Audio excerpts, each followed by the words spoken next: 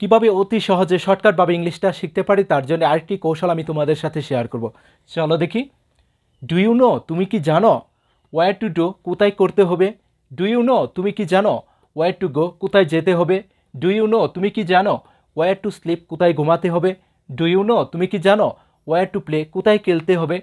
Wire two এর পরে শুধু ভার্বের একটা প্রেজেন্ট রূপ যদি বলতে পারি তাহলে হয়ে যাবে। ডু ইউ নো, তুমি কি জানো? ওয়্যার টু ডো, কোথায় করতে হবে? ওয়্যার টু গো, কোথায় যেতে হবে? ওয়্যার টু প্লে, কোথায় খেলতে হবে? ওয়্যার টু স্লিপ, কোথায় ঘুমাতে হবে? ওকে। আর যখন কাউকে জিজ্ঞাসা করব যে তুমি কি জানো কেন করতে হবে, কেন যেতে হবে, সেই ক্ষেত্রে ওয়্যারের পরিবর্তে শুধু বলবো ওয়াই টু, তাহলে হবে। ওকে।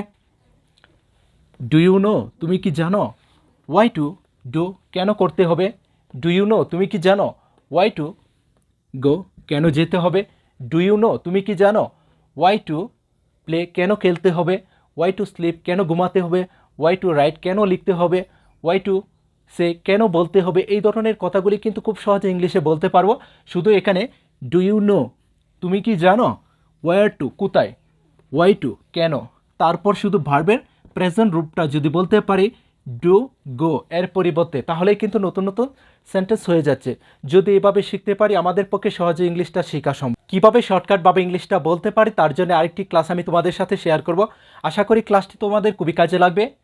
ডু ইউ নো, তুমি কি জানো? ওয়েন টু ডু, কখন করতে হবে? ডু ইউ নো, তুমি কি জানো? ওয়েন টু রিড, কখন পড়তে হবে? ডু ইউ নো, তুমি কি জানো? ওয়েন টু গো, কখন যেতে হবে? ডু ইউ নো, তুমি কি জানো? ওয়েন টু স্লিপ, কখন ঘুমাতে হবে?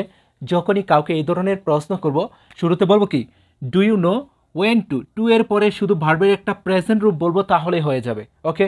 ডু ইউ নো, তুমি কি জানো? ওয়েন টু ডু, কখন করতে হবে? ওয়েন টু রিড, কখন পড়তে হবে? ওয়েন টু গো, কখন যেতে হবে? ওয়েন টু স্লিপ, কখন ঘুমাতে হবে? ওয়েন টু ইট, কখন খেতে হবে? খুব সহজ কিন্তু। ওকে। আর যদি কাউকে জিজ্ঞাসা করি তুমি কি জানো কোনটি করতে হবে, কোনটি পড়তে হবে, কোনটি খেতে হবে, কোনটি দেখতে হবে, সেই ক্ষেত্রে ওয়েনের পরিবর্তে শুধু বলবো কি উইস, তাহলে হবে উইস টু ডু, কোনটি করতে হবে? ডু ইউ নো, তুমি কি জানো? উইস টু ডু, কোনটি করতে হবে? ডু ইউ নো, তুমি কি জানো? উইস টু রিড, কোনটি পড়তে হবে? ডু ইউ নো, তুমি কি জানো? উইস টু টেক, কোনটি নিতে হবে? ডু ইউ নো, তুমি কি জানো? উইস টু প্লে, কোনটি খেলতে হবে? খুব সহজে কিন্তু ইংলিশটা বলতে পারবো। উইস টু কোনটি, ওয়েন টু কখন, তারপর যে কাজটা করতে হবে তার প্রেজেন্ট রূপটা শুধু এখানে বলবো টু এর পরে, তাহলে হবে। খুব সহজ কিন্তু। Did I have to do, আমাকে কি করতে হয়েছিল? ডিড আই হ্যাভ টু ইট, আমাকে কি খেতে হয়েছিল? Did I have to go, আমাকে কি যেতে হয়েছিল? Did I have to play, আমাকে কি খেলতে হয়েছিল? এখানে শুরুতে বলবো কি ডিড, তারপর এখানে যাকে কাজটা করতে হয়েছিল তাকে বলবো did you have to do, তোমাকে কি করতে হয়েছিল? Did he have to do, তাকে কি করতে হয়েছিল? ওকে। তারপর হ্যাভ টু এর পরে শুধু ভার্বের প্রেজেন্ট রূপটা যদি বলতে পারি তাহলেই হবে। Okay. What did I have to do, আমাকে কি করতে হয়েছিল? When did I have to do, আমাকে কখন করতে হয়েছিল?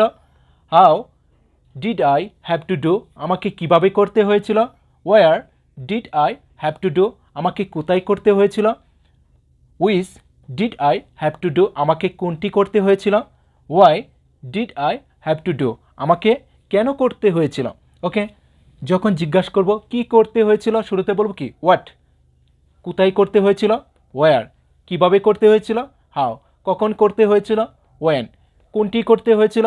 উইচ, কেন করতে হয়েছিল? ওয়াই। এভাবে যদি শিখতে পারি সবাই কিন্তু ইংলিশটা বলতে পারবো।